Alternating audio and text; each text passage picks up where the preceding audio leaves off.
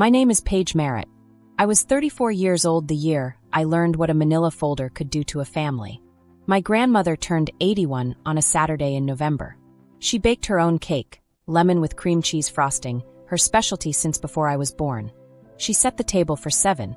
The good plates, cloth napkins, fresh dahlias she had cut from her own garden that very morning and arranged in the center like she always did for company. Nobody came. My parents were at a wine retreat in Napa Valley. My brother texted at 5:20, "Happy birthday, Graham." The trip was incredible.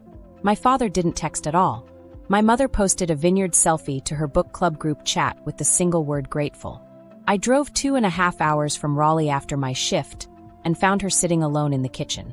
Candles melted all the way down to the frosting. Ice cream had sweated through the carton and soaked into the tablecloth.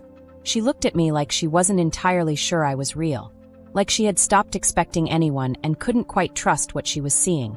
I cut her a slice. I sang. And the next day, 2 strangers knocked on her door and handed me a sealed folder. Thick, signed in my grandmother's own handwriting across the flap. What happened after that ended my family as I knew it. Welcome back to Revenge Finally Stories, where ordinary people set quiet boundaries that change everything, and dignity always gets the last word. If you've ever had to fight for someone who couldn't fight for themselves, drop a comment and subscribe. This one is going to stay with you. The Merritts of Clover Falls are a particular kind of North Carolina comfortable. My father Raymond golfed 4 times a week and called it networking. My mother Sandra chaired hospital fundraisers and sat on the Arts Council board. My brother Derek ran a residential development firm, drove a black luxury SUV worth more than my annual salary, and entered every room like it should feel grateful he'd arrived. Then there was me, the paralegal, $48,000 a year. Bar exam studied at night on a second-hand couch. Sandra called it my little legal assistant thing, the way you'd describe someone selling handmade candles at a craft fair. Fondly, dismissively, both at once. I had stopped correcting her years ago. I didn't argue. I read fine print. But that house, Grand's house at 7 Birchwood Circle, was mine in every way that mattered and no way that counted legally. I took my first steps on that kitchen linoleum. Eleanor co-signed my first apartment because my parents wouldn't return my calls. She taught me to read a lease on the back porch when I was 19, red pen between her teeth, reading glasses perched at the end of her nose. She was the one who always showed up. The night of her birthday, after I'd carried her to bed, she weighed nothing, her wrist the width of a paper towel roll. I got up for water. On the hallway shelf behind a framed family photo, I found a business card. Carol Hutton and Marsh Realty. Handwritten on the back, comp value $710,000. Quick close possible. My hands were steady. My stomach was not. The next morning, 2 people appeared on the porch. The woman was about 55, dark bob, camel coat, leather briefcase. The man beside her carried a notary seal in a zippered pouch. "Paige Merritt? I'm Claire Sutton. Your grandmother retained my firm 16 months ago. She asked us to deliver this to you personally. When the time came, she pressed a sealed manila folder into my hands. Thick, maybe 40 pages, my grandmother's signature looped deliberately across the flap. Before I could form a second question, they were already pulling out of the driveway. My phone buzzed immediately. "Sandra, who is at the door?" "Don't sign anything, Paige." I turned the phone face down and broke the seal. Inside, a recorded deed, a trust instrument, a durable power of attorney, notarized witness pages, a physician's letter on medical letterhead. And clipped to the front, a handwritten note on ivory stationery, navy ink, that same confident looping script I had known my whole life. "Paige, when they come for the house, open this. Everything you need is here. I love you. I'm sorry. It has to be you. Not if they come." When? She had known. 16 months ago, before the forgetting got bad, before she started leaving the stove on and getting lost 2 blocks from home. She had already known exactly what was coming and exactly what to do about it. She had prepared while she still could.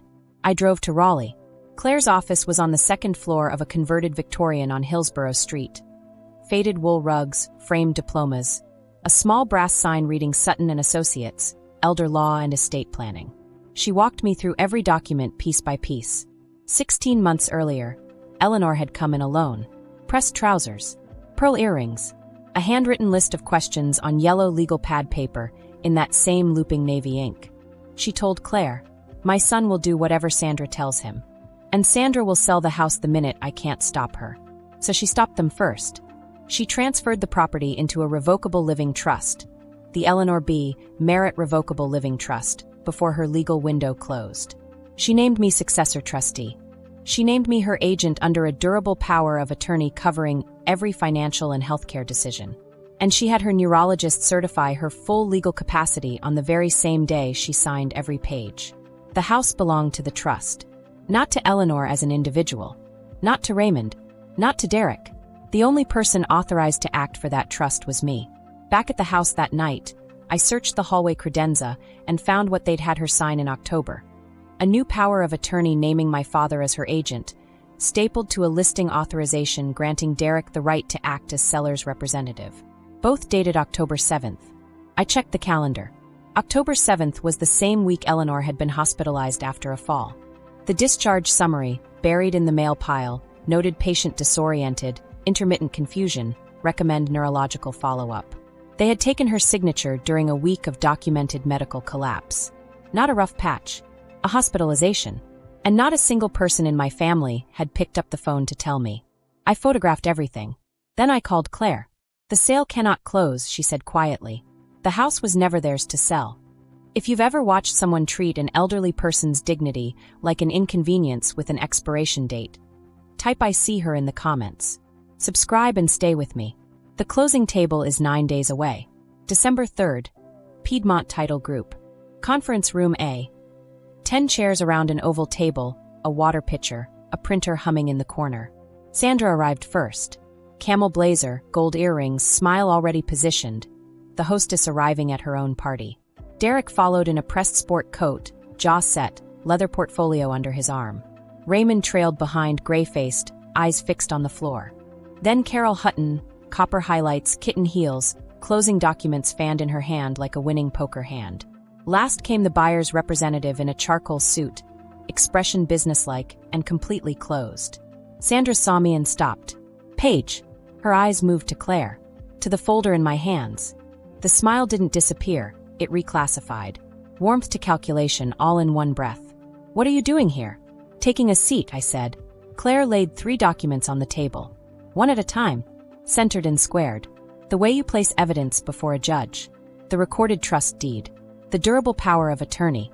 Dr. Langley's capacity evaluation from 16 months ago, and a current one completed the previous week, confirming Eleanor now lacked capacity. Which meant the October signature carried no legal weight whatsoever. Miriam Cole, the escrow officer, read the trust deed in silence. Compared it carefully to her title report. Then looked directly at Carol Hutton. Ms. Hutton, you informed me this trust had been dissolved. Carol's face went white. It was never dissolved, Claire said. The recorded deed confirms it. This property belongs to the trust. The sale cannot proceed. Miriam Cole set the documents down, squared her shoulders, and said the 5 words that ended everything. I cannot close this transaction. Sandra stood, gold earrings swinging, voice rising. Paige is a paralegal. She has no authority here. She is the successor trustee, Claire said, appointed by the woman whose house this is. Derek's voice cracked raw. I have an $800,000 payment due in 6 weeks. If this deal falls through, your financial obligations, Miriam Cole said evenly, are not this office's concern. Derek turned on me. You're going to destroy this family. I kept my voice at exactly the volume I had practiced. Conversational. Steady. You tried to sell an 81-year-old woman's home while she sat alone on her birthday eating cake. Nobody came to cut it with her. You had her sign documents during a hospital stay. You lied to the title company about a dissolved trust. And you're standing here telling me I'm the one destroying this family? His mouth opened, closed, fists tight at his sides. The buyer's representative stood, nodded once to Miriam Cole, and walked out without a word.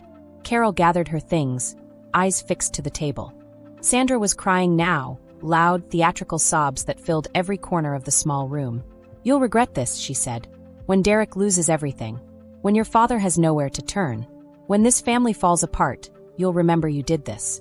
I stood, picked up the folder, looked at her, the blazer, the earrings, the tears she had learned to deploy like weather. You don't get to decide what she's worth. I walked out of conference room A, Claire followed. The notary held the door.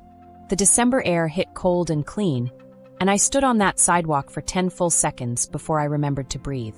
I drove back to Birchwood Circle. The house was still there. Dahlias along the front walk, brown now with the season. Porch light on, same as always. I found her in her recliner, crossword in her lap, reading glasses on. I knelt beside her chair and tucked the quilt gently around her shoulders. "It's done, Gran. The house is safe." She stirred. Her hand found mine. That thin grip, that paper towel roll wrist. "Did you keep the table?" I laughed. "A real one, the kind that rises from somewhere deep and catches you completely off guard." "I kept the table."